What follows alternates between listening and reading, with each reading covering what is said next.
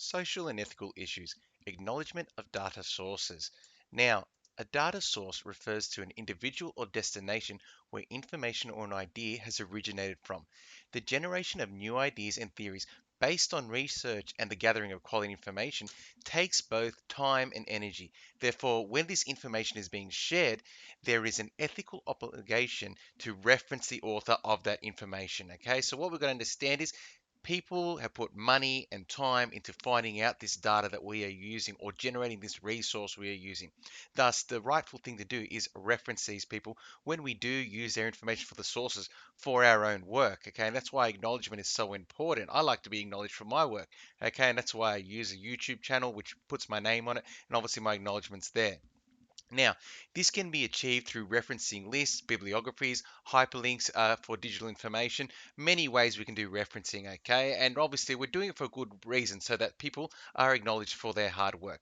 But firstly, though, let's look at some of maybe the positive impacts that may be related to acknowledging data sources. And really, it's related to the effort that goes behind it. So, firstly, is copyright and intellectual property.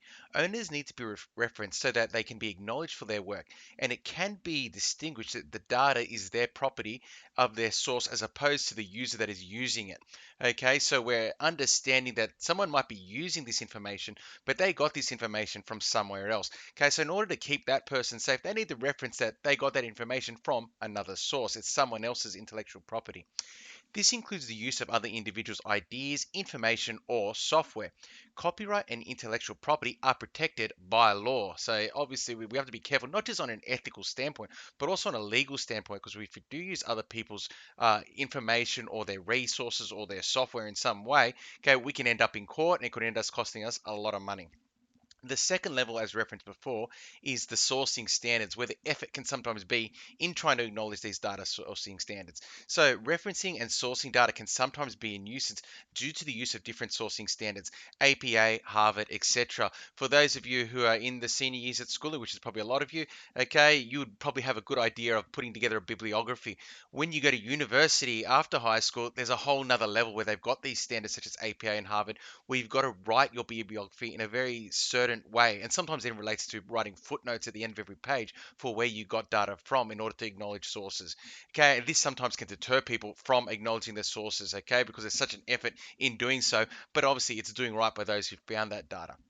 But obviously, this is a positive thing for the most part. So let's look at the positive impacts. And firstly is credit where credit is due.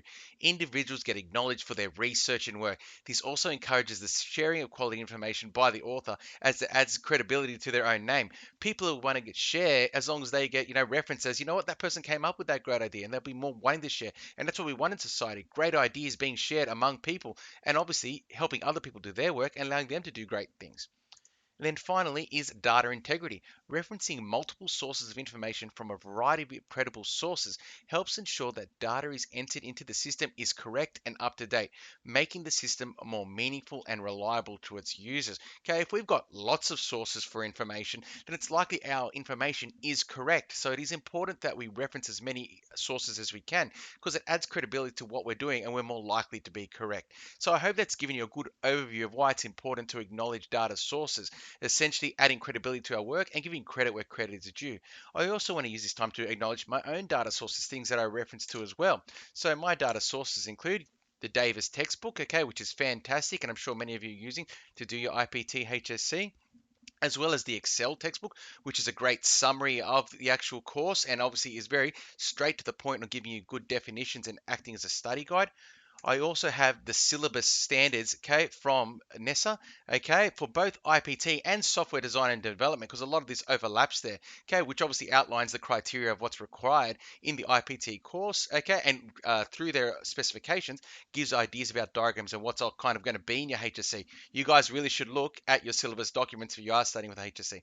And then finally, a good inspiration is good old Eddie Wu and his YouTube channel, okay, really setting the bar high for what education should be on YouTube, and obviously giving me ideas about how to do some things such as those harder concepts, those mathematical concepts in this course. So I would like to give them a big acknowledgement and also a big thank you for all the work.